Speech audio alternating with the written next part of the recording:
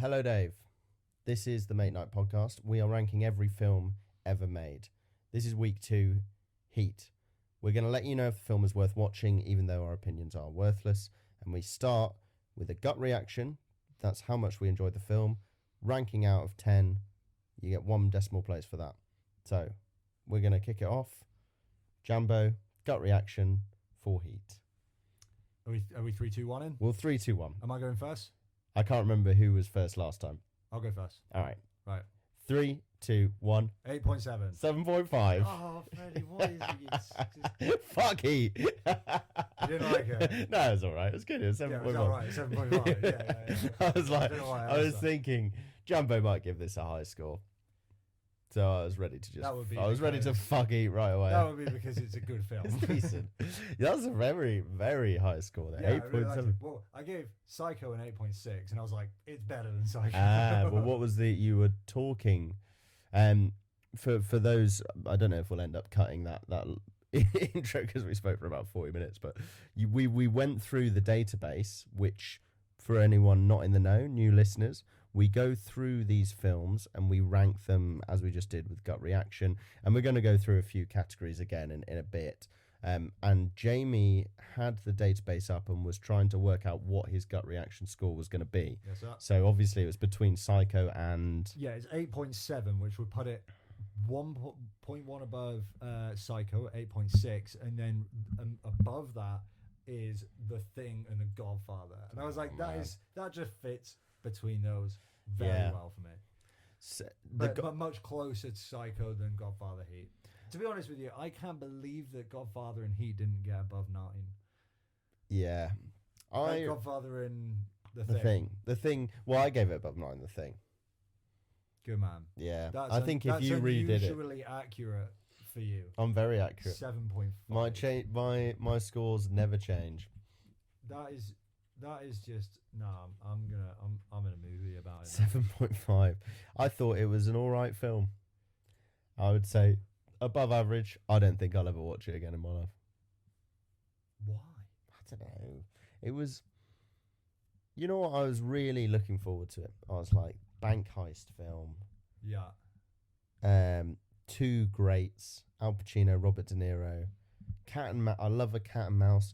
Yeah. I love a romp. I know it's not really a romp, but I was like, it's not a romp. There might be a propensity for rompiness in there, and I just felt it was. I don't know. Maybe it's because it's like an originator for these like heist. Let's get a crew together films. Yeah. Maybe that's why I kind of felt it was a bit stale. But I don't know, it just felt very Hollywood. For all that crew getting together that they did. No, but there was a crew. There was a crew. Oh, that is just unacceptable. At one point, one of them got together. Unforgivable. Raingrow or whatever his name was. Yeah. Okay, well, look, I wanted to talk about that. Because if I had any gripes with the film... There were many for me. Like... Wayne Grow. What your gripe was? Is it going to be his name? That's a little bit of it. But why was he there at the start? I don't know. There were loads of things. He had no already, jobs. So there were loads. There was somebody doing his job of like looking after the police guys. There was just no need for him at any point. Yeah, I think that there were things that they put. Now, following the watching of this film, following me going like, all right. Fine. It was good, kind of. I thought about all these moments where I was like, that was weird. What a weird decision. And I did watch one little interview with Al Pacino, Robert De Niro, and Michael Mann, the director, being moderated by Christopher Nolan. Okay. It was a 20-year anniversary, I think, and it was just the 3 of them. And obviously, Nolan's a big fan. I mean, looking into it, there's a lot of big fans of this film, and I am not one of them. And there seemed to be things that I didn't like that seemed pointless, that there must have been some sort of decision for. Because Pacino mentioned one, and I was like, okay, I guess that makes sense. But they didn't explain any of it. So, okay. Wayne Grow, is that his name? Have we got his name right? Definitely Wayne Grow. You sure? No. Why would anybody be called Wayne Grow? Let's see if I've written it down. Why was he there? Like, I genuinely... I imagine there was a reason, but it wasn't explained. It wasn't very clear, was it? No. He was, unlike any of the other crew, he was completely unnecessary. Fucking nut job. Yeah. Yeah. Like, how was he? Not only why was he there, so there was a need for another member for some reason. Yeah. Did they not vet him at all? He just walked into their van. There were a few things. This was like these guys are so professional. Remember, Pacino's going mental every time. I think this guy's the best. This is the best. He was. Whoa, the best we've ever seen. Yeah. But he made a lot of like. All right, the grill man at the end. The guy who joins their crew last minute. Yeah, that was a bit. Yeah. That was a bit dumb. That last minute, you're in. Are you going to do it? Wayne Grove, obviously. They've worked together before. They had worked together before. I mean, what a fucking massive coincidence! He was, and he was in prison, so it clearly wasn't very good. So we're led to believe this guy's a criminal mastermind, but he has done time. There were a couple of cool decisions he makes, and a couple of cool things he did, but he also did things that were a bit suspect, like Wayne Grove, like last minute. All right, this is obviously looking like we shouldn't rob this bank, because the signs are pointing towards the fact that, well, first and foremost, I just had a coffee with the guy who is trying to arrest me. Surely for a guy who has, really minimal commitment to the cause, can back out at any moment. Yeah. He seems to be taking a lot of risks that are completely unnecessary. You know what, mate? Yeah, okay, fair enough. He didn't need to take that heist to the end. I don't know why he did that. And not only take the heist at the end, your main guy, Trejo... But you used a grill man to drive. The grill man can do the job. The grill man... It wasn't actually... He was dead instantly. He didn't know him. He was just some random grill bloke. The grill man was dead before anyone fired a shot. He was head into the wheel. He wasn't very good at driving or grilling. Also... I know we're skipping ahead a bit here, but that shootout scene didn't do it for me. Yeah, can you keep on to one thing here, please, mate? Right. Because we're on Wayne Grove 5 minutes ago. This film is shit. It's such a good film. It's so good. All right, God. Why was it good? Okay, so there were unbelievable sequences with dialogue, right? That coffee shop, you have to admit, the conversation where they have the coffee. In fact, no, not even that, but even leading up to it, where he's in the chopper and then they drop him down to get in this car and they play just this needlessly cool soundtrack to him like racing through LA. Yeah. And then he just pulls him over and he's like, let's go for a coffee. It's just very, very cool. And then they go out for coffee and they have the most iconic conversation ever with like every other line is just quotable forever. So for anyone who hasn't watched this film, this is the setup. There's a cat and mouse game between a master criminal who's robbing banks, chasing tail, got a crew, getting a crew together. Some of the crew have been there a while. Some he just lets on board any moment. Found at scrapyard. Al Pacino's character is the detective, former Marine, which I found out from a small bit of research, who's, he's also quite big brain. He's going to find out how to track down this criminal mastermind. Quite quickly realizes this guy's a cut above the rest of the Johns that he's nicked in his time. And so they're in this situation where there's a back and forth, mutual respect.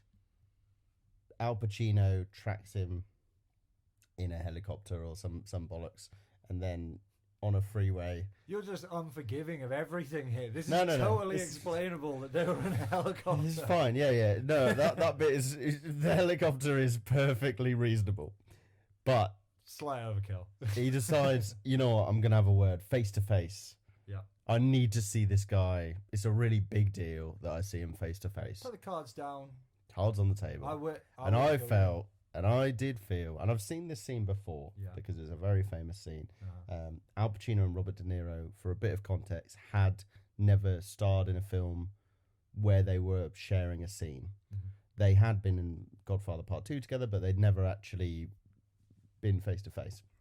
So this was quite a key that it was actually quite a key bit of the marketing for the film was that these two guys are acting together. Unsurprisingly, I felt that that scene in particular was just a very forced. This is the cool scene.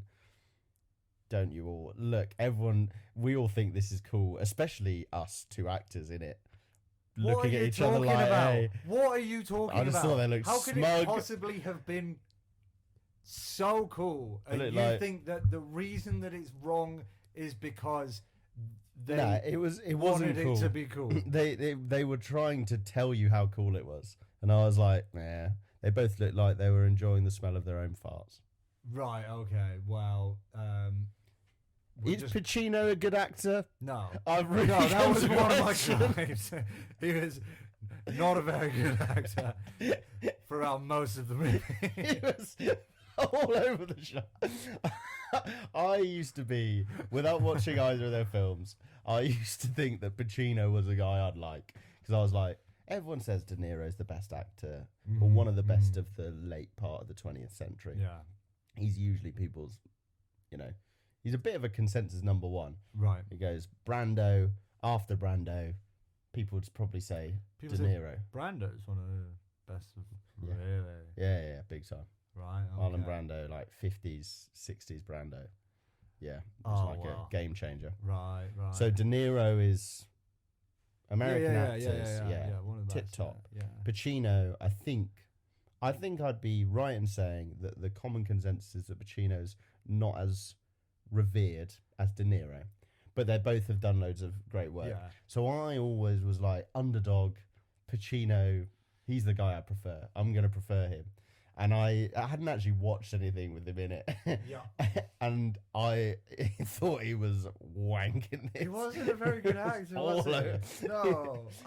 I was going to bring it up and say to you, like, oh, I thought maybe, Pacino wasn't that good, and kind of see what you thought. I was being a bit gentle about it with him, but his delivery was just, like, there were... Give me all you got!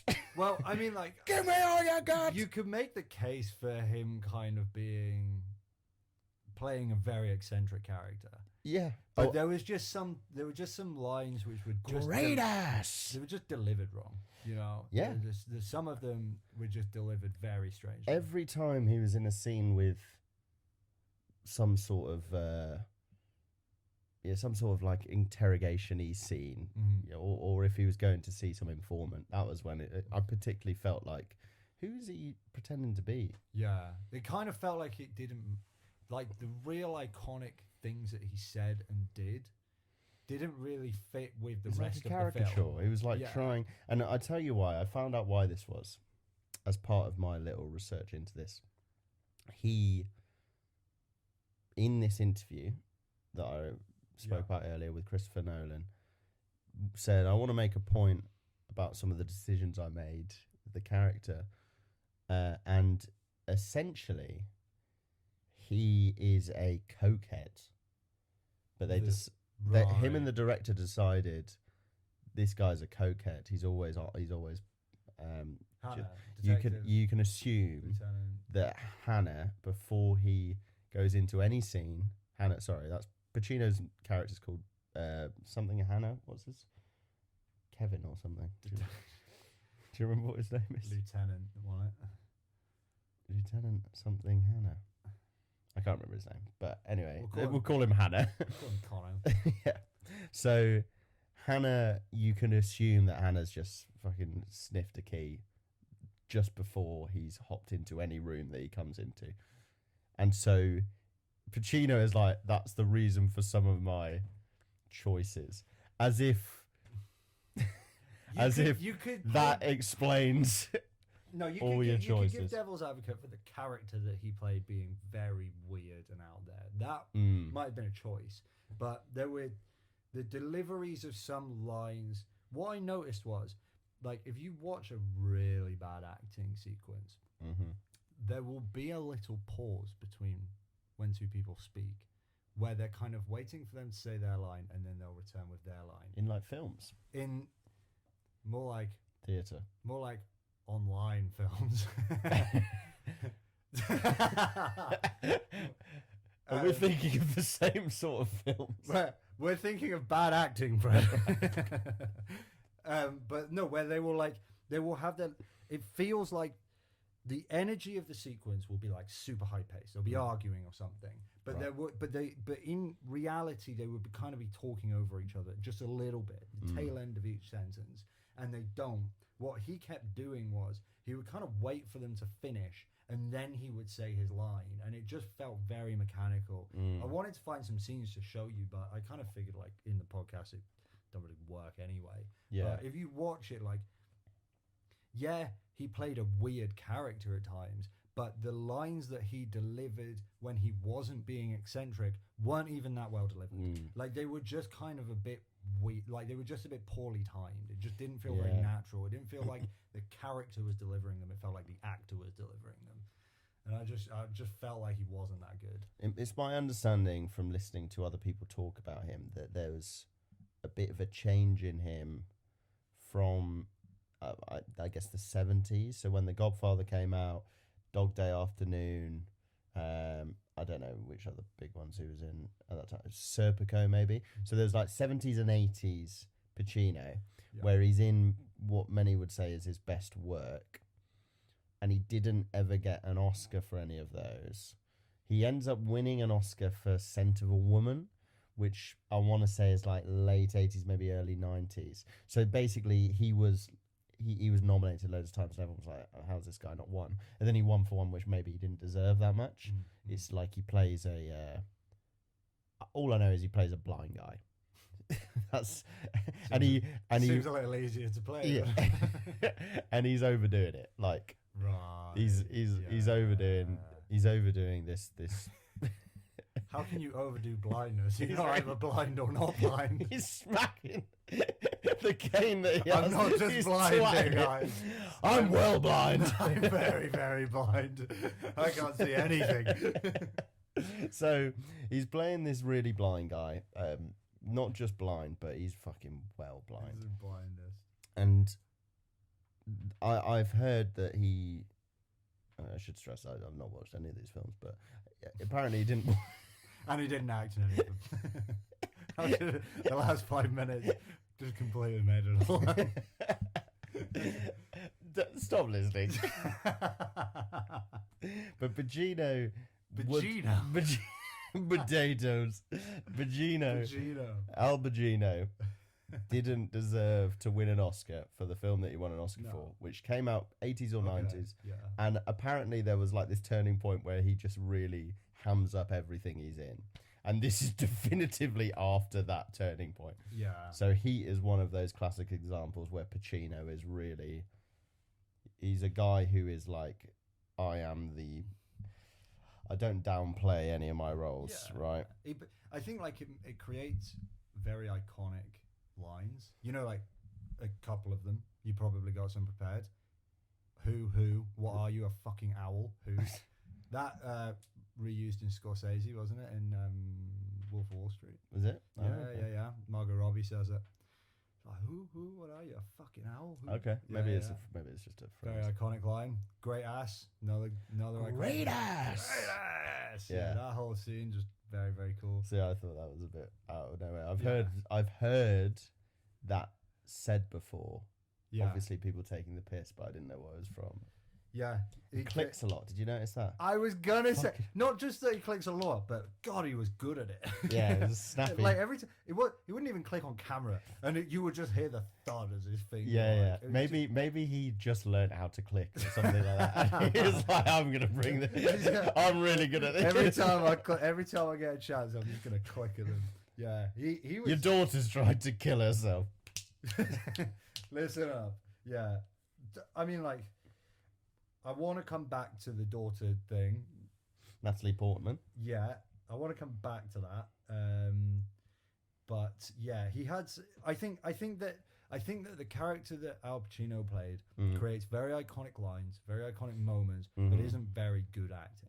Like, I spent the whole time watching Pacino, not Detective Hannah. Do you see what I mean? Yeah. It was very, very clearly an acting performance. I didn't buy. Whereas with De Niro, like, he was really good. Oh, he was. absolutely bloody excellent. Yeah, He's it made so me. good. I'll tell you what, it made me want to watch more De Niro films. I could get on board Maybe with that. definitely could get something going for a De Niro. We should see if there are any films with any of the people that we're starting to favourite together in. I mean, I'm guessing Kurt Russell. I'm guessing there's not going to be many Kurt Russell, Robert De It Niro. might be. Kurt Russell's been around a while. Jack Nicholson. Jack Nicholson, De Niro. Oh God, that would be a good film. The problem is with these big guys is like they come from a time where you had the starring actor, and so unless you're in these ensemble pieces, like Heat's an ensemble, a big ensemble cast, you wouldn't necessarily see many films where a lot of them would be together because one person would get top billing. Yeah. It's like in this one, it's like who would get top billing out of De Niro and Pacino, really? Well, I mean, I was able to approach this film with reasonably fresh eyes from. It wasn't tainted by the whole ensemble thing because other than Godfather, I haven't seen either of these two really in anything. I think I watched Taxi Driver, which I haven't watched this. Yeah, didn't like that. But it was years and years and years ago. I was very young at the time. Right, okay. But I wasn't going into it like, oh, these are huge name actors and I can't wait to see them in it together. I just went into it able to kind of just watch it as it was. Right. And I came to the exact same conclusion, which is Pacino's not a very good actor and De Niro was bloody excellent. Yeah, he is good. He's great with that. Just like staring through people sort of in a conversation. Yeah. Val Kilmer. Did you notice how Val Kilmer always looks like he's a mouth breather? You're going to have to remind me which one Val Kilmer is. He's the one who, the first scene he's in, he's the blonde guy with a ponytail. Yeah, okay, yeah. Maybe the only one who got away. And I know he did get away because did you know there's a Heat 2? I did not know there was a Neither did I. Yeah. Well, we are watching that. Heat 2. Electric Boogaloo, I believe. What the fuck? So, first scene he's in, I can't remember what he's getting, but it's just after De Niro really easily stole that ambulance. Well, yeah. I mean, did you not see how like he just fit there? Did you not? Just walked straight through. I'm gonna try that. Yeah, they really maybe need to look at how they are how they're protecting their property at that. Yeah, I mean, why were the keys? Where did you get the? He must have hotwired it, surely. Maybe. But it was more just kind of walking through. I know it's like, look, at the very start of the film, it's setting up the initial premise to the film. So basically, there's a heist right at the start where they're robbing an armored van. And they need a couple vehicles. They need an ambulance to kind of stop it in the right spot. They need this big truck. The big truck knocks it over. They get everyone out. And the inciting event to the story is that the maverick that they took on completely needlessly shoots a bunch of people. And now they've got heat. So yes. The film is called Heat. Is it now? So in order to get our first few scenes are the crew getting the equipment, the required equipment for this job. So one of them being this ambulance, and in order to get the ambulance, we have the opening scene. I think is De Niro just walking through a hospital to the bit where the ambulance is parked and then driving off with an ambulance. Have you not seen Grand Theft Auto? So, yeah, really easy to do. He does that. And then as Jamie mentioned, we have this one character that he gets in. He's picked up by one of the other members of the crew. There are 4 members in total and this character. Danny Trejo's one of them. Val Kilmer's one of them. Robert De Niro. Don't know who the other guy is, but I think he's in an episode of It's Always Sunny in Philadelphia. So those guys, and then we've got this new guy who looks quite a bit like, remember in Rick and Morty when Pickle Rick fights that guy? Looks a bit like him, doesn't he? Kind of a bit like scruffy homeless Jesus sort of vibe. He hops in, and all he's saying is, "You guys are a tight crew, like." I hear you guys asks for a refill on his coffee and then walks off for a little bit of sort of. Do you not see that? Oh, I missed that. What happened? Like his first thing that he does, just so that Michael Mann really shows us this guy's a dick.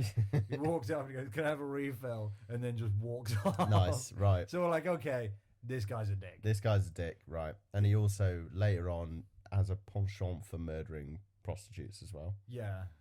Bad person. Just think, because but I tell you what he's very good at. We needed...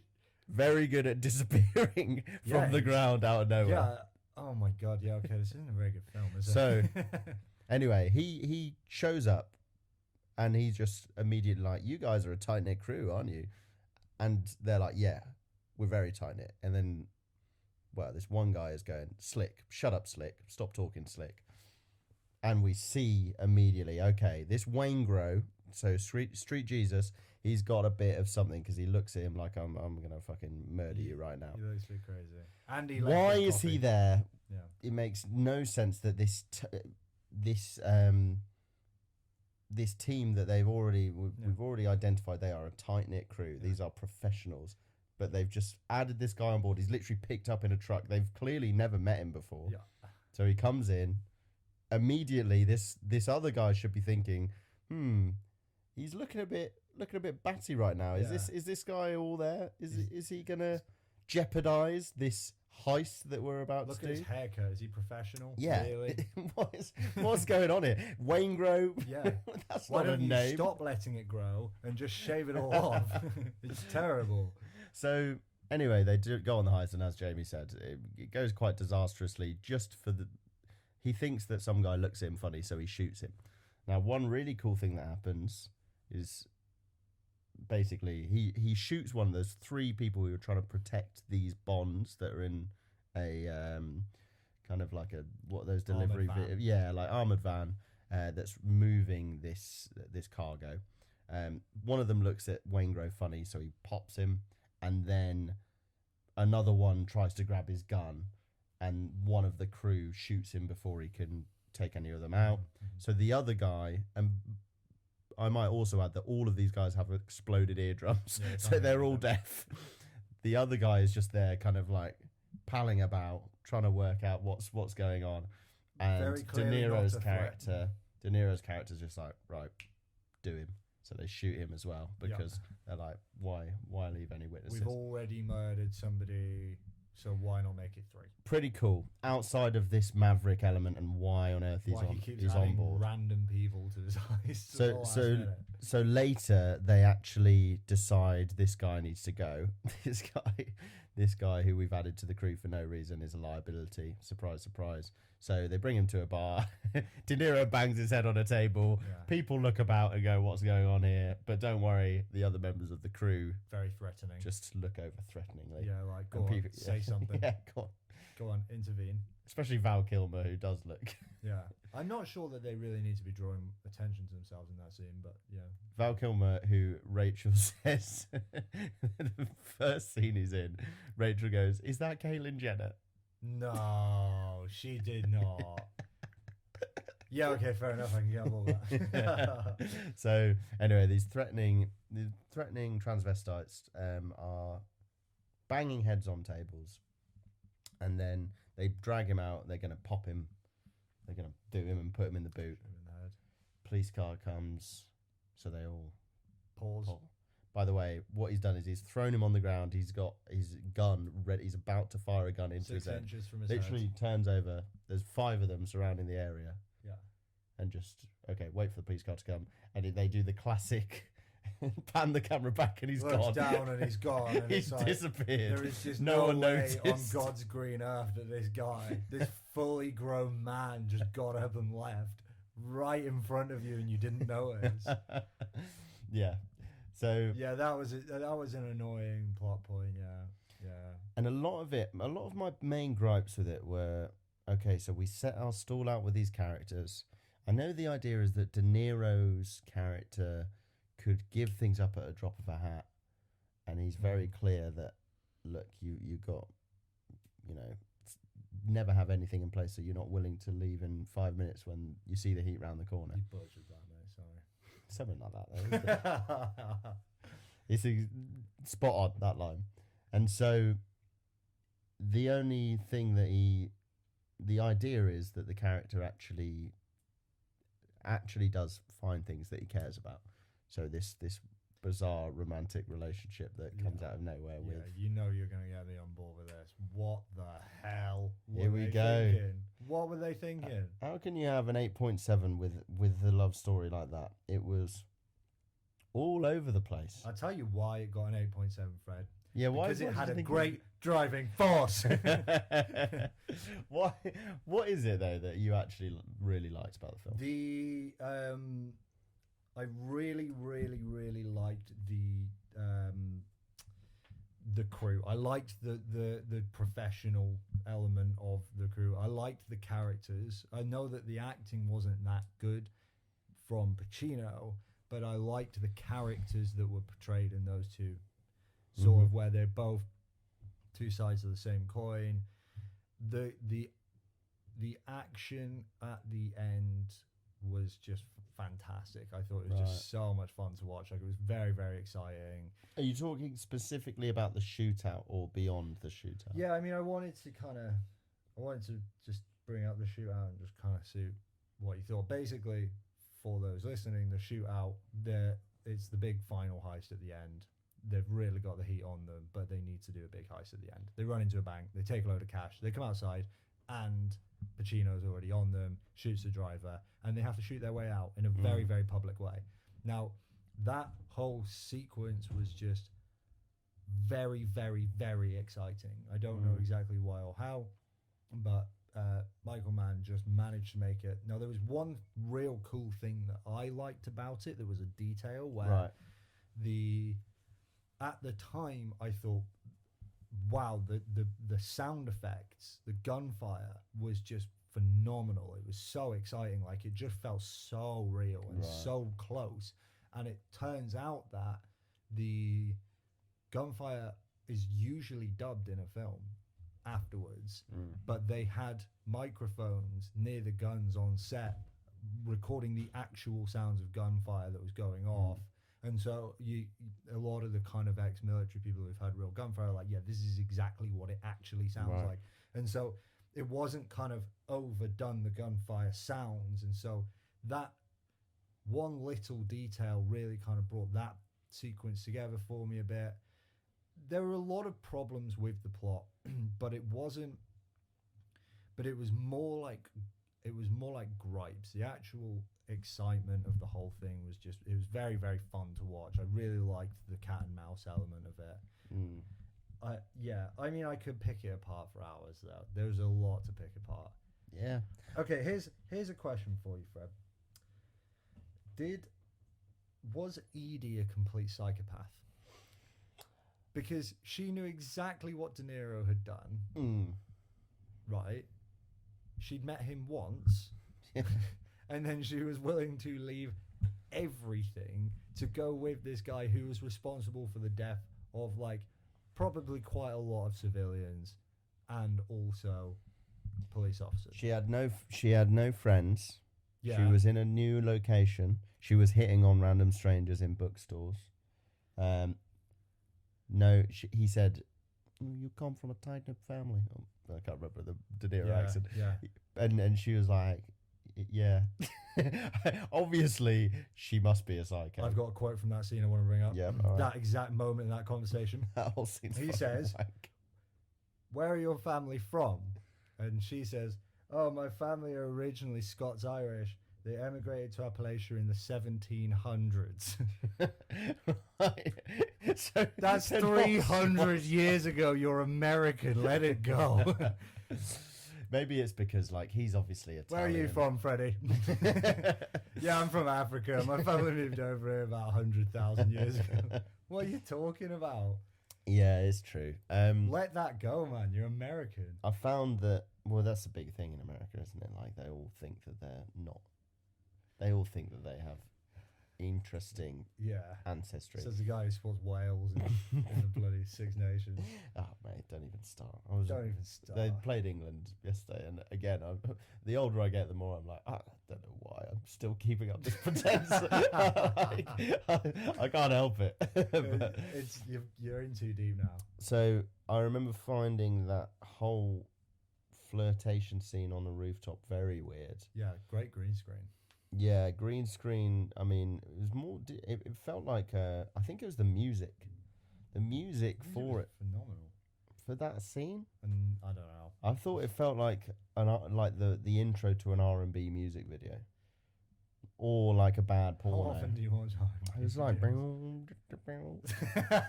and then they're like, where are you from? Yeah. You got a tiny family. It's like, Yeah, I'm from the Appalachian Mountains or whatever. Yeah. And then they're doing their thing. Yeah. And then obviously they have this really aggressive kiss. Did you think that was it weird. was super like intense? Where I noticed that this must be a directing choice, but I kind of had a regular kiss, and you're like, all right, fair enough. That's where this was leading. And then they held on it for a minute, and then it just went really intense, and he started attacking her mouth. I felt uncomfortable in every kiss. It was a horrible thing. And then, obviously they must have had a great time, because he ended up realizing this is the one for him. Didn't force her into staying with him. She kind of caught hold of her after he'd done the heist. She chose to stay with him. She definitely did choose to stay with him, and he did. Fair play. Sack her off at the end after all of this. Yeah, you're the one. So now she knows she's a horrible person, and she doesn't even get the thing that she did it for. So his thing throughout the film was you shouldn't have anything in place that you couldn't leave at a moment's notice when you see the heat coming around the corner, right? Yeah. And then the whole character arc of him was actually he did realise family's important. I've fallen in love. There's a scene where he's sat at a table with the crew, and the crew have all got their mistresses around, their girlfriends, I should say, the wives, partners, and they're looking at them all, and he's like, man, I'm missing out. I don't have anything here. So he hops off. Is that like a dinner, kind of like a kind of fancy Finds the dinner. nearest phone. Finds a phone, calls this woman he met a week ago and says, I need to see you. You're the one for me. We need to make a go of this. This wasn't a one night for me. And she was like, no, it wasn't a one night for me, surrounded by her graphic art designs. Yeah. So then that was enough for him to turn. And you're like, okay, fair enough. I'm invested. Were you? He is. Well, I wasn't. I was like, this is the choice they've made. He is the character realizes that I actually need to reevaluate what my principles are, because I've fallen for someone. And I'm like, all right, cool. I'm in. And then she finds out that he's a bank robber. One small little bit as well. All this, when they decide to do this bank heist. Yeah. During this whole thing, it becomes apparent to them that the police have decided to follow them, because they've worked out that this is a crew that did the original heist. So about halfway through the film, it's known by everyone that they are the heisters. These are the guys that we need to track.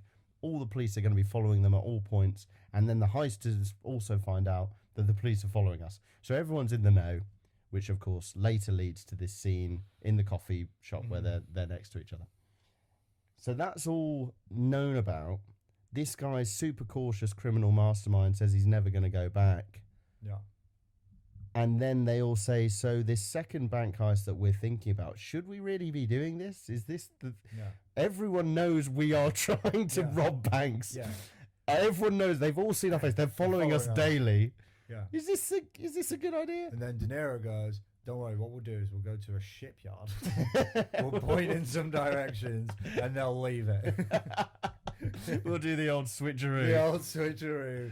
Don't worry, guys. But it's fine. De Niro specifically says, look, I've got somewhere I need to be. It's worth the stretch. Yeah.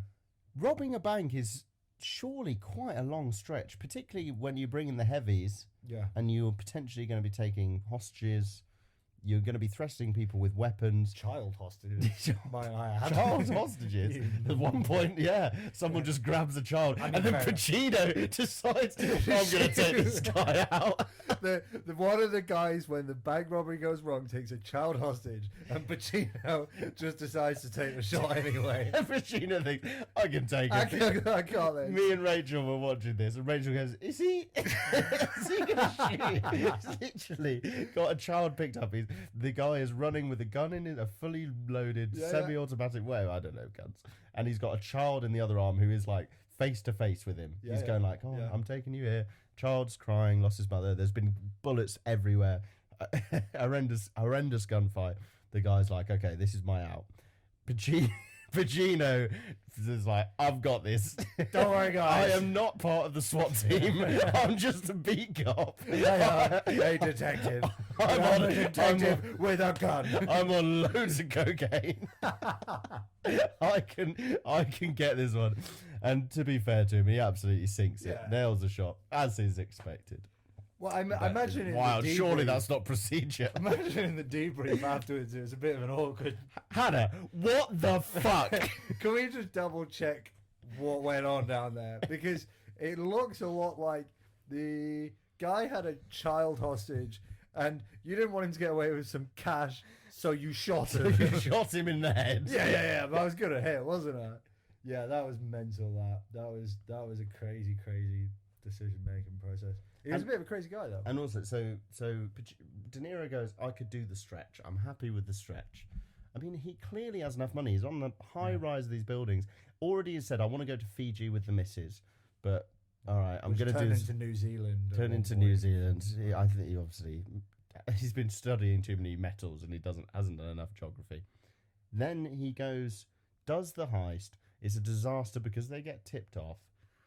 And then this shootout scene, which I didn't like, because how on earth did two of them make it out of that? Yeah. Like they were completely surrounded by like 10 squad cars, blocked their exit. They were being shot at crossfire from in front and behind. The driver's taken out, to the side. and then there's some guy to the side twatting them from the side as well.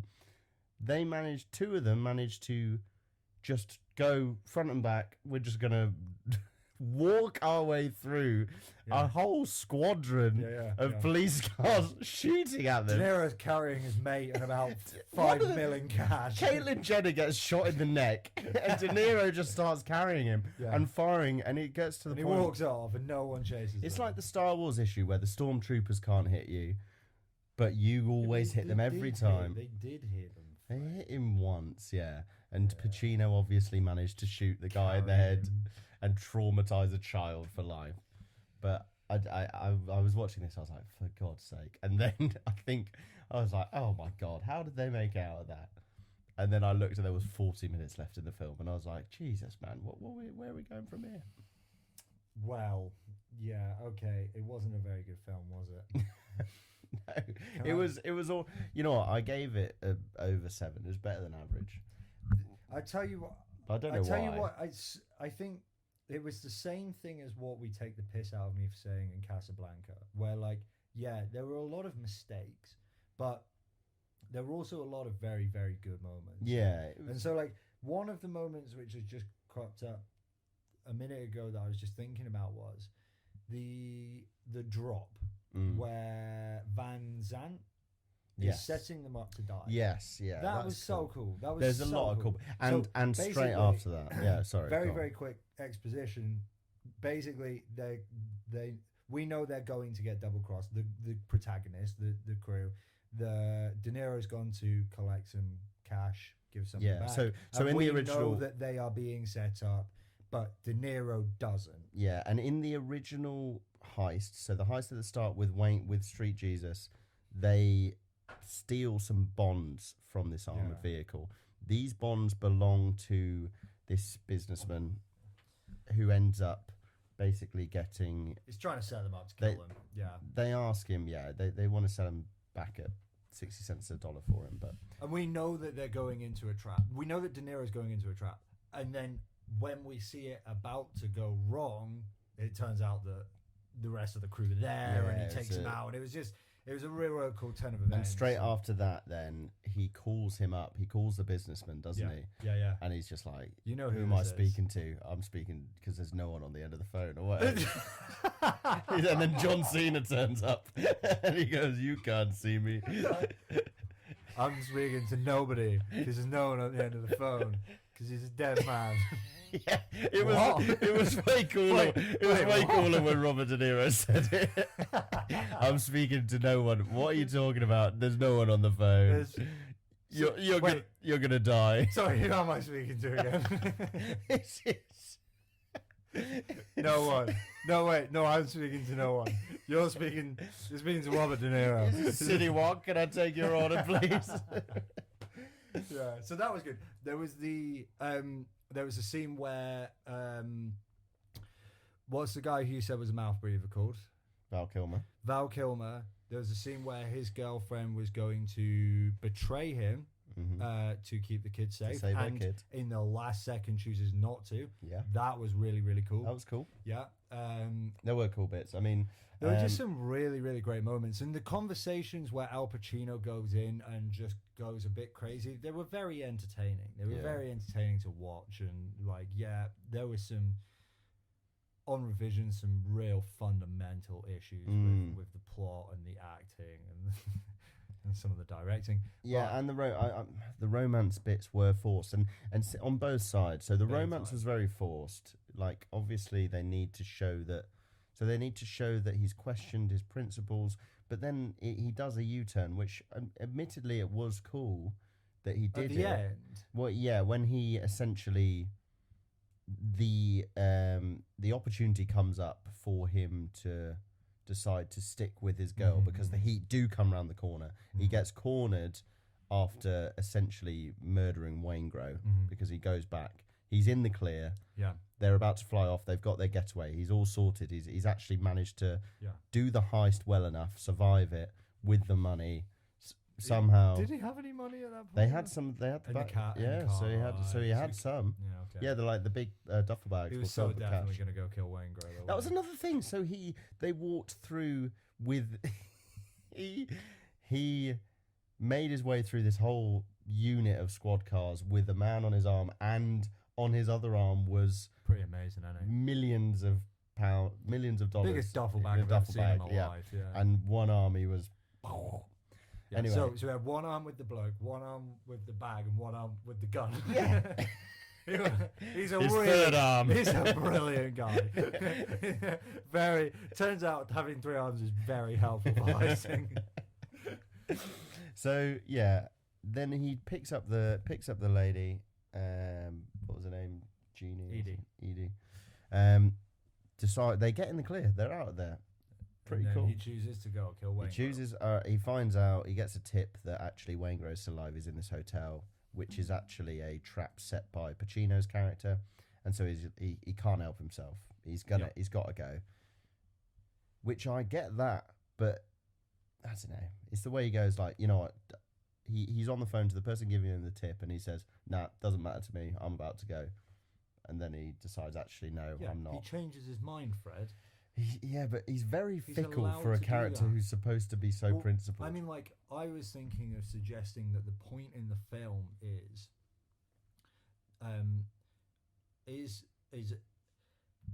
let me just get this right. The line between these characters' commitment to their job and their lives. And so, like, throughout the whole film, we're constantly reminded, like, okay, so their lives are being ruined by this, but they're very, very, very committed people. They're like, and therefore, what decisions are they going to make? Yeah. So, like, for me, I really liked the way they did the ending, where it was like, what's the decision that this character's going to make after all of this? Because he had a fork in the road. Right. And it was like the whole film was about, are these guys more about their lifestyle, their jobs, or are they more about the family? And that decision, that moment where he had to make that decision, and there were a couple of them at the end. He had to decide whether to take the risk to kill Waingro. He had to decide whether to leave Edie behind or not. I really liked the fact that they were put in that position at the end where they had to make that choice. Well, equally, that does it makes the love story feel rushed. Yes, I do get that what they had to do is they had to show that he's a principled guy, but he's had something that questions his principles, and so what he's going to do is get into a situation where it's a yes or Yeah. he has this question. But the fact that he did actually reverse and go back to originally how he was made me think that it just seemed even more shoehorned, this love story, because why on earth has he said to this woman that you're actually the only reason I need to carry on? To be put in that position. Yes, but if it's purely for the purpose of the position, then it degrades the... So would the only outcome have been okay is if he'd have chose to go with her? Because then there's no choice at all. No, I think that if you are going to add something like that to change a person's... Like, the idea is this is going to jeopardize his principle. Yeah. And you want it to seem like it actually could. Yeah. Then the reversal of that at the end has to have some sort of real pull to it, rather than it just felt like, okay, now he's changed his mind. Significant enough. I felt it devalued they were trying to make this love story have value, and it really didn't feel like it had any value. Yeah. And then the fact that he U-turned made you think, yeah, it didn't. I don't think that the love story was the thing that they were trying to make valuable. No. I think it was the fact that he was trying to choose between, Which is fair enough. To an extent, I would even argue that his he wasn't going with Edie because he really was in love with Edie. He wanted to go with Edie because he wanted to be in love with her. He wanted to have that life. And Right. what he realised that would there make wasn't sense. enough in that for him, and because like you say, the whole thing felt so shallow, and so like that kind of makes sense with why it felt like he was going with Edie because Just for the sake of it. because of the principle of like maybe this whole walk out in 30 seconds when you feel the heat coming around the corner, maybe there are some flaws to this. Let's explore that idea. No, actually, no, that's... Yeah, and I suppose if you're like, okay, and he is actually a bad person, then yeah, that would make sense. I think that similarly, the issue for me is, okay, so yeah, I like the decision aspect of it, even though it does feel a bit like it made the love story feel forced. But if it's from the lens of he's doing it just to test himself, fair enough. Similarly, though, Pacino's issue of she's gonna cheat on you, basically his part wife, isn't it? Yeah. Throughout the film, gets annoyed that he's a workaholic. Yeah. And Which obviously he said to her at the start of their relationship, yeah, you have to share me with my job. yeah, and he's And she's it like, seems like she's annoyed, and then she just decides to sleep with another person and make sure that he comes back to see this guy as a total bitch. Yeah, it seemed that as well. Like, and why was the kid there? Like, for the story, I mean, like, what the hell was all that about? I was so Why did she certain kill that her herself? dad would be Robert De Niro. I thought her dad was going to be Wayne Grow. Yeah, maybe that would make sense. I was like, it's got to be Wayne Grow. Maybe it was. Yeah, well, they never told us. No. They just went like, Which I kind of liked. we just wanted Natalie Portman in the movie. I was so confident because I knew about the scene of the two meeting. Yeah. So I was like, why on earth would they meet? Because surely that's not something that the police do before they actually are going to arrest someone. Well, they meet it's them for a coffee. Unusual. It's not Of very good. course, You're not yeah. following the usual police chasing usual bank robbers. So That wouldn't be a very good film. Following procedure. So in my Yeah, head, everything just went as expected. surely we can still arrest these guys. No! Do you remember that bit where they break in to that place no, and he's guy just like, I'm not letting you arrest anyone. Yeah. That was pretty funny. But smart. That one he was, had a justification. for that made sense, even though I'm sure, I don't know if he would be allowed to do that, but maybe it would. So, I lost my train of thought, but Well, okay, whatever. then let's get on to the new section that I've just thought of called Let's Talk About the Romance in the Movie. So Okay. we've spoken about Edie, Okay. which, what the hell was all that about? What was she doing with him? They'd only met each other once, which is just bloody typical. This movie is almost 3 hours long. They had plenty of time God, to it's flesh a out these long film. relationships. I don't get why she was with him. I don't get why he was with her, right? So there's that. Who are the other relationships? Then there's Al Pacino's relationship. Mhm. What the hell is going on there? Yeah. Why is she with? It's not like he's changed. No. Why is she with him, right? Because he's like, yeah, when we got together, I told you you would have to share with me. He's like, yeah, but that's just not what I was expecting. Yeah. Another bad romance relationship, yeah. right? And another one where the reveal of her cheating, Just doesn't make sense. like the scene that she was in before that was her getting ready to go out, yeah, and it was like he was like, "So, am I not going out with you anymore then?" Yeah, or something like that.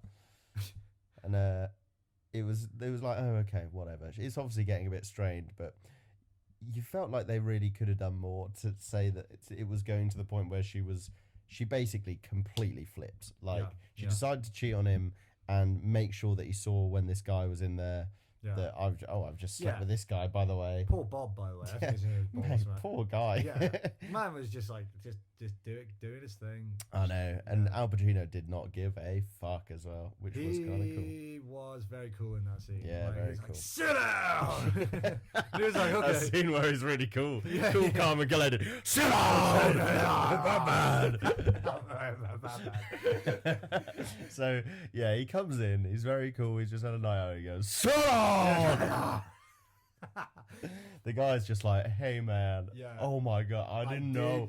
I didn't know, even though he's sleeping on their sofa. Yeah, we know he's watching telly and he's watching. Oh, football. is he? Oh, He's watching NFL, American football. which for those listening, at 1 hour 23, it is the Super Bowl tonight. Yeah, so, very nice. So, but yeah, the romance section. So who else have we got? What else have we? Caitlyn Jenner, that was a bit of a stinker. Was it? Not in Was that terms a of good like how one? good was the relationship, but how good was the story with the relationship. It turns up broken. That's where we start, Okay. and then like they kind of she's been cheating on him. They're struggling. Yeah, I don't know how He's been cheating on her. Yeah. Has he? Yeah, because when De Niro came back to his house and he was there, De Niro said, "Has she been sleeping with other people?" And he said, "Definitely not." And he said, "Have you been sleeping with other people?" And he went, "Not repeatedly." I missed that line. Yeah. He went, "No one." He basically went, "No one more than once." Like that was okay. So they both were cheating on each other. Okay. But and then she's put in a position where she has to betray him, and or she has a decision to make, and she makes the right decision. Yeah. Absolute hero. That was pretty cool. Yeah. You know her. You know the person who. Let's just keep calling everyone Bob. The one who she cheated with, who ended up being. Oh yeah, Bob. Yeah. Running from the law. Yeah, Bob. Do you want? Do you recognize him at all? I did, but I don't know where from. He is in The Simpsons. I mean, you wouldn't recognize him from that, but he's one of the voice actors. He's one of the voice actors. He's also in Run Fat Boy Run. Right. I'm trying to think of things that you'd actually see his face. But he's like a Mo in The Simpsons as well as others. Yeah.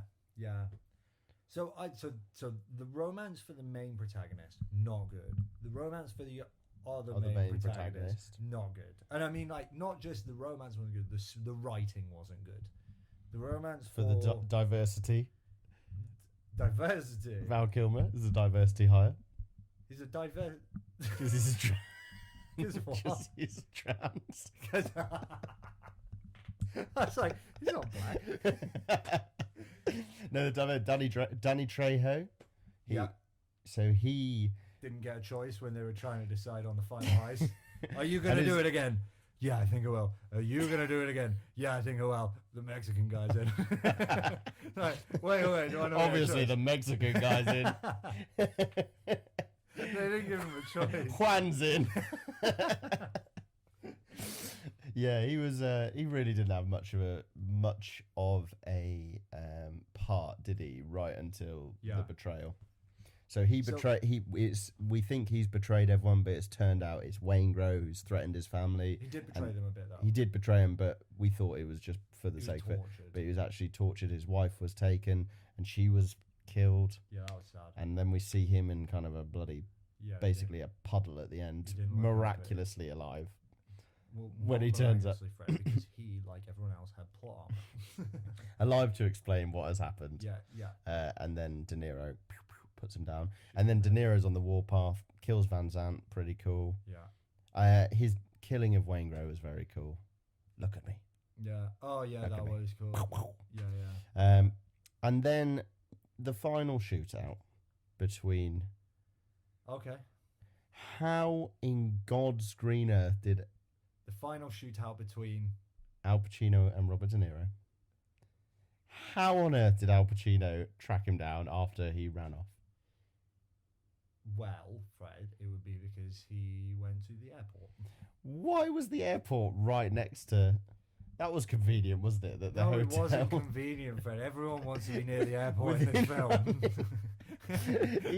They're on Why their would you way not want to be near the airport if you're a bank robber? They're on the way to the You want to be able to airport. hop over the fence and run into him. He's like, we've got a flight. Their plan is to basically, a flight's going to stop off, I think. Yeah, and then for they're 5 going to, minutes. for 5 minutes, this flight is going to stop off. Yeah. It's all planned. So Robert De Niro and Jeannie are going to be able to hop on and then fly off into the distance. Into the sunset. No problemo. Yeah. Nothing's going to stop me from doing this. Bring. By the way, Waingro's in this hotel. Doesn't matter. I don't even care. I'm off. He's next to the airport. I'm Oh, well, okay. If it's only a quick to the airport. Why didn't you say? I'm at the airport. So he does a Yui, drives off. Even though he's going to the airport To and the the airport. hotel. So he goes to the next hotel. to the The airport. hotel the chances. But he needs to do a Yui. Because the hotel that he was in, The one next to the next to airport. the airport, he knew he needed to be in the airport. Waingro needed to be in the airport. The police obviously happened to, Yeah. it happened to be the airport that Robert De Niro was about to fly out the country from. LAX, that makes sense. To be fair, is there only one airport in LA? Fair Maybe. enough. Fair enough. Maybe X means 10. Maybe it's very, So he was very like, oh lucky. shit, he's by the airport, but it's only LAIV. Which one, goddammit? He's by LAIII. Can we not just call LA4, please, for the love of God? So he goes and kills Waingro. He ditches his ED because he sees only Al Pacino's character, by the way. Yeah. Might add, he's set the fire alarm off to kill Waingro. All the police have seen him go in and kill him, and they're all running in to try and stop him. Did they see him do that? They saw him they had him on a camera feed, didn't they? Yeah. So I don't think they saw him kill him, but they saw. room. Yeah, but they did see him. They're like, shit, there he is, because Right, they saw him right. like knocking the door down or Yeah. coming out. Yeah. So they all are 'Cause he beats up the cop. as everyone's leaving, all the policemen are coming in, and still he manages to get out, no problem, whatever.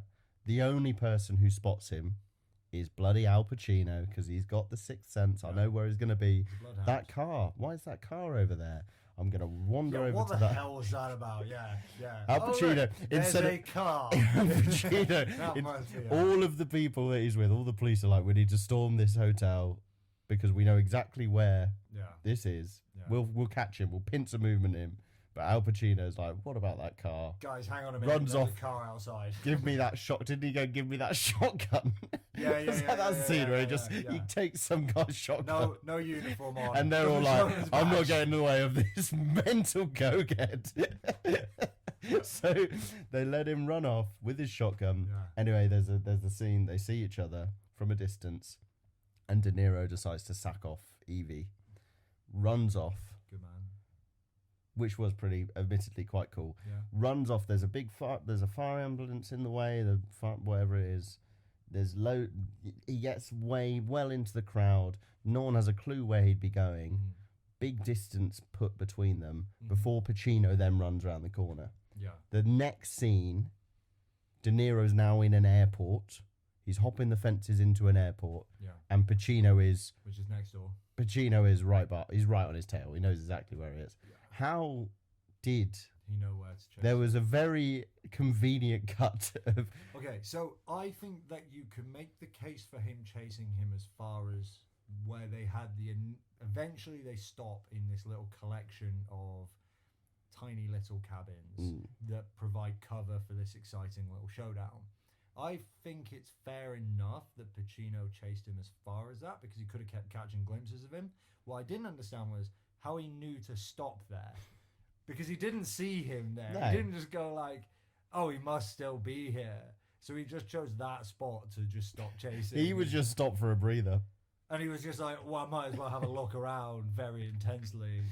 So they end up. I mean, what I remember from the scene, he goes past him. The fire ambulance gets in the way. What is it called? It's not a fire truck. Fire engine. Fire engine. No, I think fire Fire ambulance ambulance, might be the I right like. name. Right? Fire ambulance. The fire The ambulance. fucking fire ambulance. So he goes, when he gets past it, I remember him looking about and there's a crowd of people. There's no way he'd ever spot him. And then the next scene, he's on him again. Obviously, he stops at this point, as you say.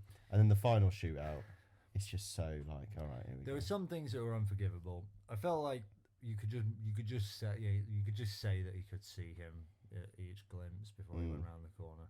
Oh. There were other things where it was like, come on, that's ridiculous. Like Wayne Grow at the start being part of the crew. Where it's just like, right. this whole thing could have been avoided if De Niro didn't have this thing about just bringing in loose cannons right at the last minute to realize everything meticulously planned, and then just brings in a random guy at the end.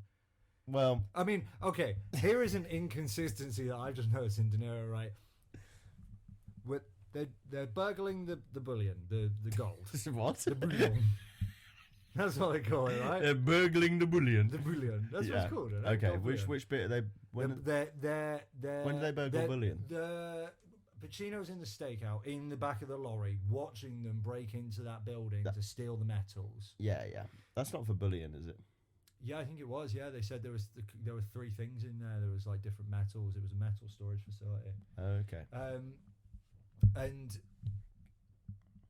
De Niro is stood outside keeping watch, and he is so careful, this professional man, so careful about his hires that he hears a clang somewhere at some point and calls the whole operation off when they are seconds away from getting the money because of a clang. Yeah. Fast forward to the final heist. 1/4 of their crew doesn't turn up in the last minute, and he has to hire a grill man. Did you see that guy over there? He's grilling a pretty mean I burger. know him, he's called Alan. He's not very good, he's already been in prison. He's an arsonist. Should we just do it anyway? Hey, Alan, still driving cars? yeah, I can drive. Right, we need a driver. We need a driver. You're perfect. Where do you need a lift? No, what? It was nice when he, pushed the manager over. Fair play. that was a real tragic storyline. It was sad that, and you know what, that was probably get it up to a few points in that. I love it when in a film they randomly just fucking been chatting for so long. They randomly just like interject a plot point that makes no sense to you at the time. So we have these 2 guys. He's clearly an ex-con. He's getting started at this grill, this bar, this diner.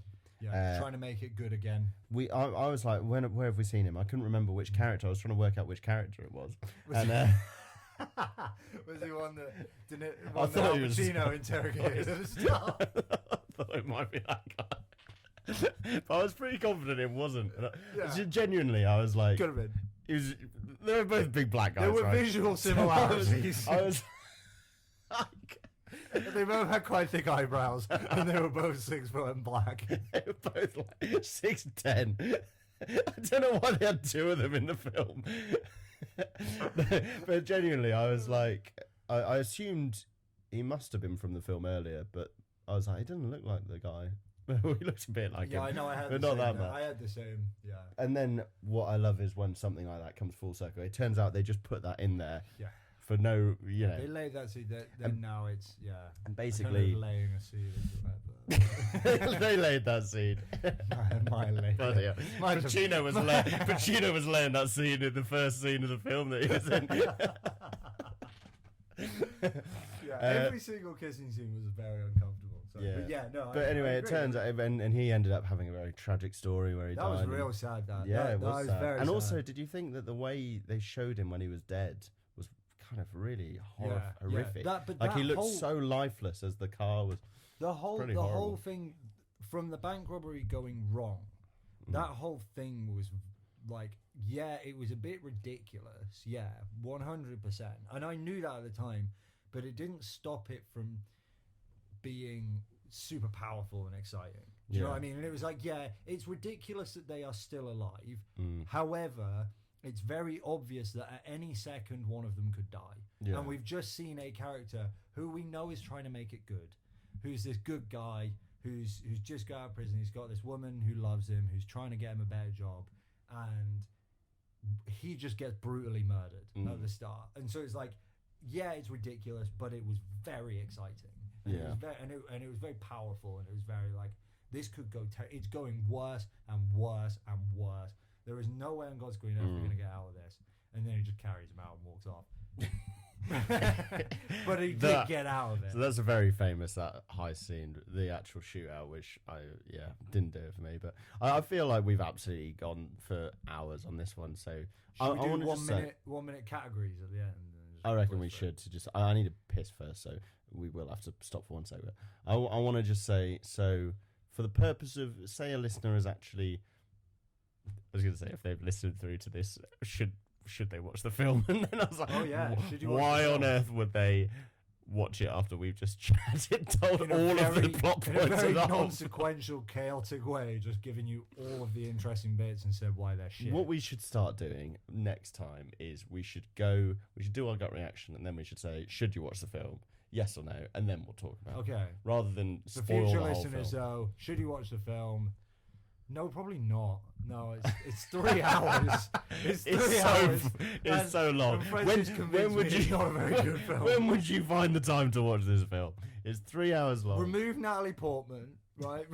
She's there's 10 minutes. Just get rid of that. That's Natalie Portman's in it for the sole purpose of her killing herself at the end for no reason at no all. reason It's whatsoever. like, yeah, she's having a tough time. Yeah, she's a bit sad at the minute, but But she found his hotel room to kill her. She found What her the hell stepdad's is that hotel room about? to kill herself in his bathroom. right. Let's not Yeah, get I sidetracked. need a We wee. really need to close this. She was the best character. She was 10. She was. Yeah. Okay. 10. 10 for what? 10 for Everything. genre realization. Right. All right, so we're gonna Close go out part one. straight back into it, and we're gonna do some 1 minute categories. We've got 20 seconds to round off, and we're gonna tell you what the categories are in a moment. Let me just go for a quick whiz, and then we'll be back. Yeah. Thanks for listening, Dave. Cool. Cheers, Dad. Okay. Welcome back to part 2. Yes. Can you just check that I'm coming through? Yeah. Yeah. We got you. So now, as part of the show, what we do is we rank these films. So obviously we've done gut reaction. We have 7 categories, which the idea is to be a bit more objective on these. So we're going to rank the films rather than go fully, emotional about it and how we feel, and maybe put our own biases in there. We're going to try and be fair and compare them, importantly, to the other films that we've ranked. Now, this is episode 2, but on the spreadsheet, which is available potentially as we speak, if not, it'll be out soon, you're going to have the ability to see the 15 films that we've ranked so far. Some of them we didn't ever record, so you're going to just have to take our word for it that they are that good or bad. So these 7 film categories, we're going to go through one at a time, and we're going to give a 2-minute timer this time because we really overran on how much we typically talk about the film. And we basically touched on a few of the points anyway. So we're going to have 2 minutes to give it a score out of 10, not to 1 decimal place this time. We both have to agree on a score this time. If it's a lower score, typically we'll go with the lower one, unless there's a big gap, and we'll try and meet in the middle somewhere. But that's the main gist of what we're about to do now for you. Nice. 2 minutes. Beautiful. All right, 2 minutes on the clock then. Right. So the first category. Time's is... going. It's plot. Right, plot. Plot. What do we think of the plot? Great driving force. Some real issues with it. Same again. I would below 5. Wait, what? No, there was some. At least knock it out to it. No. What was the last one? There were some real problems with plot. The Exorcist got a 5. A Few Good Men got a 4. 6 Space Odyssey. To be fair, some of them I just don't understand. When like Space Odyssey, why we gave that a 6? That was pretty good. Here we go. We've got you got Psycho back, have you? Nope. What were those there? Well, Psycho, that was 10. Look, Fred, we're running out of time. Just get on with it, mate. That was a 10 for that. Oh, it will be. Yeah, it will be Psycho. Right. Right. I reckon I would go with a. I don't think it was better than A Few Good Men's plot. What the hell is wrong with you? I'll go for a 4. What the hell is wrong with you? Just After all the betrayals and the excitement of the killer at the end, and yeah, there were a lot of problems with it. I thought But the it was problems. great. I thought you hated problems. I thought the problems really detracted from it in this case. In I'm some getting of them, used to it with the classics. in some of them, like in Get on with it. We're running out of time. Go, go, go, go, go. it's a 4. It's not a 4. It's a 5. We go with the lower. At least bump it up higher. Fuck. Look, it just had so much wrong with it for me. It just everything seemed to the decisions. I didn't think any of them made sense. 4 out of time. Okay. Character. Oh, this is going to be a weird one though. I'm gonna have to reset the timer. Just give us a second. All right. Well, All right, character, go. We're out of time. I'm going to try and think of some. All right. Good characters. De Niro. Al Pacino's performance was bad, but his character was good. Yes. De Niro's character was good. But I think Pacino's character was better than De Niro's. But they were both good. They were both very cool characters. They were both really cool. Yeah, yeah. Okay. If De Niro's character purposefully was stringing her along, that's pretty cool. He was with her because he wanted the concept of a love life, not actually her. If he was actually like a psychopath, which he could have been. Definitely was. Yeah. Okay. Cool. Yeah. All right. Which other characters? Who are the worst characters? Like written characters, Wayne Grow, I guess. Why is he there? Yeah, he's a little bit of he's meant to be an asshole. Natalie Portman. Yeah. Okay. Yeah, she's a nuisance, and the wife of Pacino. Yeah. So there are a few, but they weren't like terrible, unforgivable characters, were they? And they were the worst ones we can come up with. Yeah. To be fair, there were some pretty cool characters. I reckon characters good are ensemble. one of the best parts of it. Yeah. All right. I'm thinking. Is it great?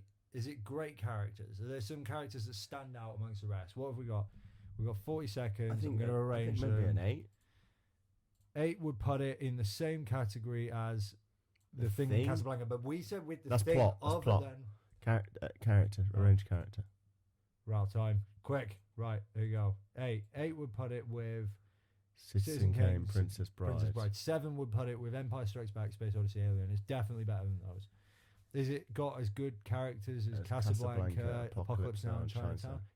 Maybe. Yeah. They're pretty good. Yeah. But it does have a few. It has more worse characters, doesn't it? I think they're not that bad. I think 9. It's got to be. Sure. Oh, fine. If it's giving it a 4 for plot, give it a 9. Okay. Where is it? I don't know what's happened. Right. Just give us a second. I'm just gonna put these in here. Oh, for Pete's sake. Pete. Fucking Pete. Pete. Are you able to get rid of that right? You don't want much, do you, Freddie? 8.7 for Psycho. Woo! That was a good one. Okay, cool. Right, that'll do for now. I can sort that out more later. Some editing magic there from Jambo. As always. All right, dialogue. Okay, right. It's making this look a lot neater, folks. It looks great. Dialogue. I would say that it was pretty good. Wait. The timer's not going. Right, go. Yeah, all right. The dialogue was good, wasn't it? Yeah, there was some brilliant dialogue. Great ass! There was some Yeah, the dialogue was brilliant. Dialogue yeah, was the really dialogue good, was one of the actually. best points. Yeah, Yeah. yeah. Some of the I tell you, we didn't talk about John super Voight's quotable. character. So the guy who fixes things for people, the like middleman for. Oh yeah, he was He cool. was pretty he was cool. Very cool, wasn't he? Anyway, dialogue. Yeah. The it was good, conversations man. between them, the way that they said so much with so few words on the phones was just awesome. Like, You know what annoyed me more about those scenes was not the dialogue. It was actually the way they were acting, because I Okay, felt good, it was a yeah. bit like, ugh. So the dialogue then, where? Oh, should I order them? If they weren't both, if it wasn't Al Pacino and Robert De Niro, I Yeah. would probably. I think it was the whole point that these guys are in their first film together. We're even going to put a special scene where these two, the two protagonists in this cat and mouse game, are going to have a scene together, and it's Al Pacino and Robert De Niro, and I can just imagine the trailers for it being De Niro, Pacino, yeah. and then they were like forcing it. I didn't like, but the dialogue of the scene was pretty good. unbelievable. And I'm looking at pretty our. cool when they were talking about putting each other I'm looking down. at our 8s. Space Odyssey, Citizen Kane, better than those, without a doubt. Yeah. 9s, we've got Princess Bride and Godfather. Princess Bride and Godfather, and then 10 we've got Casablanca. Yeah, I would probably say 9. Yeah, I think that yeah, 10 Yeah. Casablanca was pretty cool. But think how many quotes there are. Like, who, what are you, a fucking owl, who? Even stuff like great ass. What's that? That's a great. It's the one that stuck with you so much. That's just one of the ones that I don't even remember. Quick, Fred, we're out of time. 9 or 10? I know. 9. Fucking, you're such a. Ah. Right. There you go. Oh, okay. Right. I just need to let it run out. Okay. If there's any, when it's a 10, if there's any deliberation, we should be putting it as a 9. Okay, cool. So Performance. Wait. Right. So Go. I can't get ahead of it when the time's time, but we're rushed Just right go. at the end. Performance. 3? What were the most redeeming moments? They in were performances? all right. De Niro's was De Niro's very, very was good. good. Yeah. I didn't like any of the that was basically females really, but I don't know if I disliked. Whoa. I don't know if I disliked Pacino's wife because of her performance. I think her character was a bit weird, but I think the performance was one of the weakest parts of the film. yeah, I think Pacino was all. I don't care if he was supposed Empire to be Strikes on Back coke. 4, A Few Good Men 6. And Was the then, performance worse than the plot? I would say it's actually about on par in terms of how much of a problem it was. I'm loving this. We're getting to. We've had 2. I know All right. no one's listened to any of these episodes, but we've done quite a few, and we're doing classics. So all of these generally do quite well. Very, very well. And so it's nice for us to have some fucking stinkers. Yeah. And this one, we are going to give a 4 out of 10 for performance with Robert De Niro and Al Pacino in it. Definitely only because of Pacino's performance. The others were completely passable. No, but it was passable at best. Yeah, I know, but 4 isn't like passable, is it? That's like bad. Nah. What about the mouth breather guy's wife? She was not very good, I didn't No. think. She wasn't that great. Edie was bad. She wasn't very good. Edie Like wasn't very good. I tell you how you can tell, because she's never been in anything since that I can remember. Good. 4 out of 10. That is bloody brilliant, boys. Visuals. I've Visuals. got to reset the timer, Fred. Mate, For God's this timer. sakes. What do you mean this timer? Like This we're gonna keep track. You know what? of 2 You're- minutes you're in being- our heads. You're being a bit like Pacino's wife in this. Goodness! Oh, the Pacino's wife. Hang on, it's not going. All right, go. The visuals were good, weren't they? Yeah, the visuals were good. It was all shot Apart from on the green screen in the. Oh yeah, they were That shot was a in. bit bad. Do you remember there were some POV shots? Did you notice those? Watch the Waingro killing scene. Kicks down Oh, the yeah. door, and then for like maybe 20 odd frames, like almost a second, you get a POV cam of De Niro kicking or punching or something Yeah. Waingro onto the ground. And it wasn't the only Did it one. They work? did it a couple times. It was a bit jarring, but it was kind of cool. I liked it. Like, I find POVs are odd. it was very weird. Yeah, but I it was didn't cool. notice it though, so was it cool. can't have been that bad. Interestingly, it was unusual with the way it was shot in that it was all shot on what's called a teleoptic, very, very long lens. And so what that meant was a lot of the scenes you had very clear pictures of the faces and then very blurred out backgrounds. Right. And it kind of made this very stylized dreamlike thing going on. And it was quite Okay. it was quite cool to watch. Like the city, very, very cool. Yeah, I did. I like a good tracking landscape shot of cities. Yeah, yeah. Big fan of those. Really setting the scene, especially for an iconic city like LA. Yeah. And also it's Michael Mann. For the audience, visuals. We don't have a category for direction because we don't really know enough about it. But if we're going to give a director a bit of credence, it'll be in the visuals category. And this is his like magnum opus. I don't even know what Michael Mann's done other than this. I don't even know what magnum opus means. I don't even know what Magnum Man Michael's 6. No, It's good. No. 8. What would 8 put it with? We're The gonna run Exorcist, out of Crouching time on this one. Tiger, Godfather. Yeah, 8. nice, sick. Okay. Sound. I'm gonna get it ordered this time. Okay, this is good actually. Seeing these all ordered, I don't get to see these usually. Okay, go. So, I would say we gave A Few Good Men loads of 2s at the end. We gave it a 2 for sound. I would say that the sound on the that R&B bit I didn't like. Okay, I loved the sound. You have strong opinions on this. The I fucking loved it. The gunfire in the final scene, actual gunfire, super jarring, and I noticed it at the time. It was very exciting. The scene where he gets out of the helicopter, gets in the car and chases him. Joy Division song. Was it? And it was Moby did a remix of it, and it was awesome. It was just unnecessarily cinematic and cool, and it wouldn't have worked without the song. Generally, the sound effects were very, very good.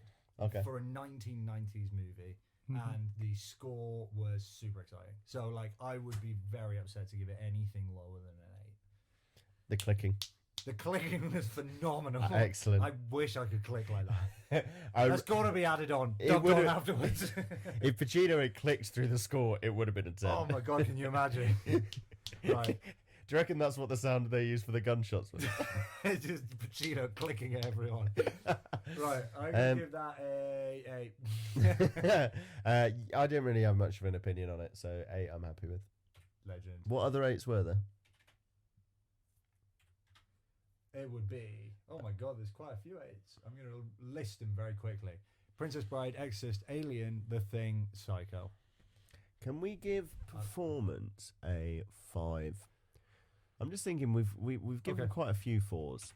I feel like we need to get a bit more variety in the spreadsheet, even if it's just for the sake of it. I think that performance is better. Time up, Freddie. Shut up. All right. All right, it's time for our favourite. We should give ourselves 2 hours for this section. Oh, I'm going to crank up the time on this one. So, for the audience, whilst Jamie does put 2 minutes, 2 minutes 10, let's go. Genre, realisation. Freddie, explain to the audience exactly what it is. Why are we doing this in the time? Do it. Genre realisation. No one really knows what this is, but what we're going with recently has been find out what the genre is for the film. How much does it realise that? Yes. Yeah. No, so I'm if a glad film that you all is feel like you know a little more about this podcast. if a now. film is like a romantic film, how iconic is it within that category? How much does it meet the genre? How much does it represent the genre? Are we going in terms of iconicness today? I think what we've done so far has been we've had loads of classic films and we've had a lot of 10s for this because typically they are like Genre the defined. film. Yeah, so we've had Godfather, we've had Chinatown, 2001: A Space Odyssey. So we've had films that are very much the epics within their genre.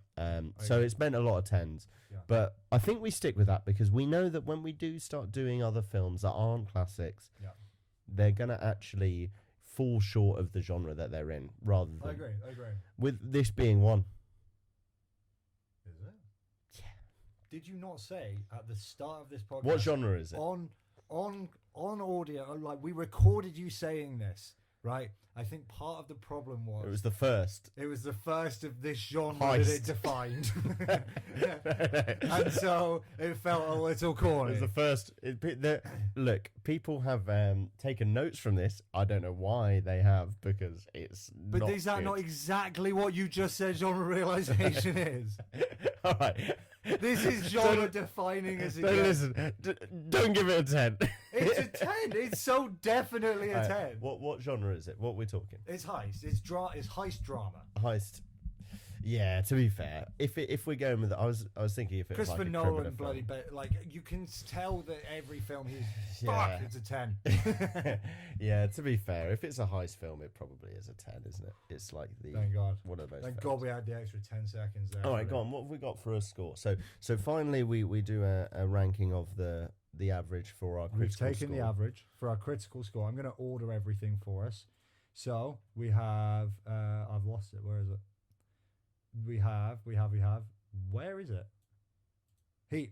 Oh, yeah. Oh, that's not very good. So the average score across the 7 very carefully selected categories of objective film ranking Mhm.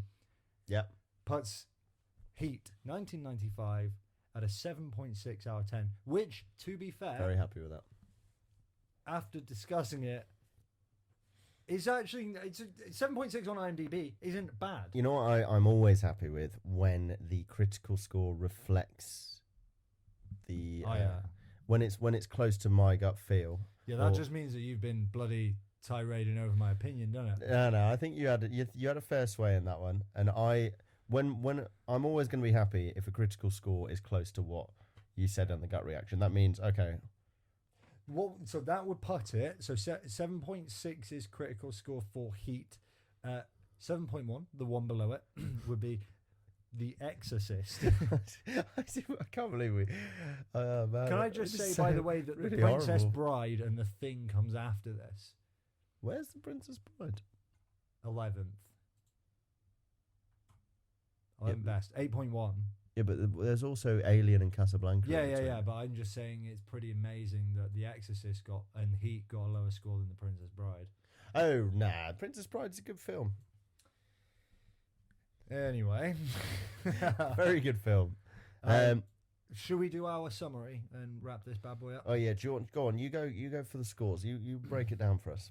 Okay, so I'll do a bit of the clicking. Mate at the back. Night Podcast, episode 2, has come to the conclusion that Heat, 1995, directed by Michael Mann, starring Robert De Niro, got a 8.10 average gut feel entertainment score, Mhm. which is made up 8.7 out of 10 for Jamie, is what I'm going with in this, and 7.5. You can call me Jamie. I'm not used to it. 7.5 for I'm gonna call Harry. you. I'm gonna call you Jamie.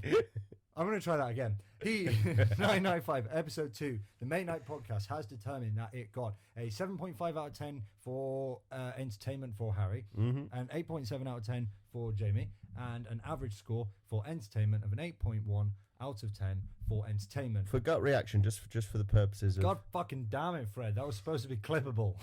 Are we? Go on one time. That was supposed to be a clip.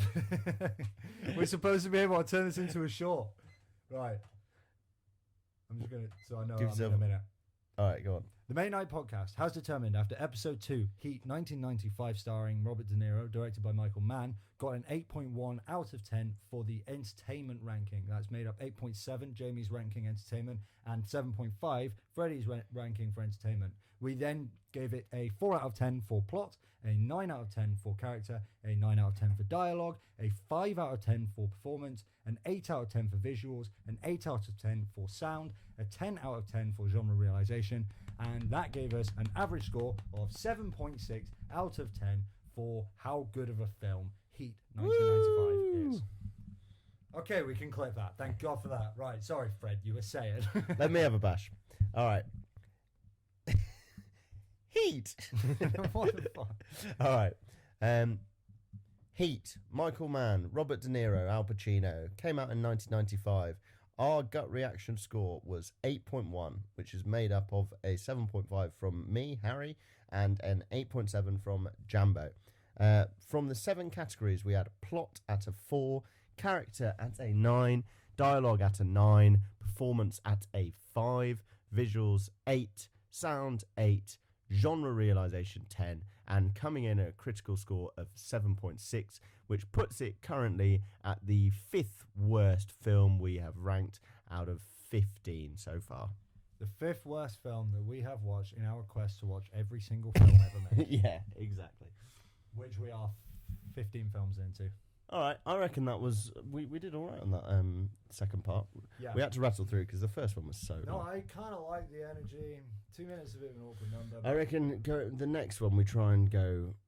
I think 5 minutes is better, Well, I tell you what. but we need to not spend as long on the film.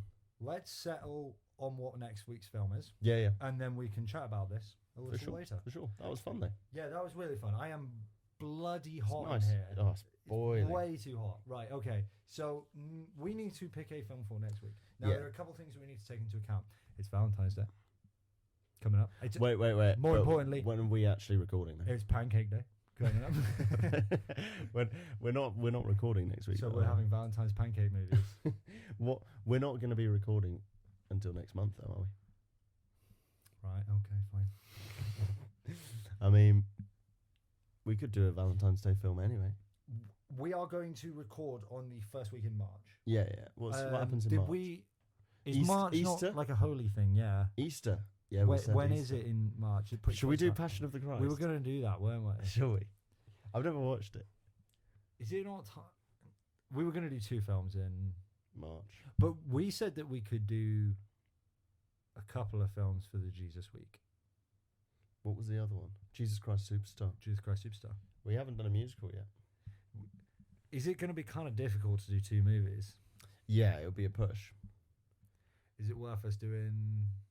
But it would be kind of good for us to get working through some I movies. reckon we give it a try. I still have no idea what I'm talking about when I'm reviewing them. I think it'd be good. We haven't recorded in ages, so this was a bit rusty, I reckon. I reckon that next one we've got, if we get 2 up in a month, we see if we can. So can which bash one it are we out. doing? I reckon we go Jesus Christ Superstar. It's funny, no one's going to watch these ones. We thought Yeah. no one would watch Heat. But Someone might watch it. Heat people are much more likely to watch than Jesus Christ Superstar and The Passion of the Christ. Are we going to watch that in the same week though? Are we gonna double? No, I reckon we do 2 Oh, weeks. I'm not doing that 2 weeks in a row. That's ridiculous, Fred. What, you want to do double up? Yeah.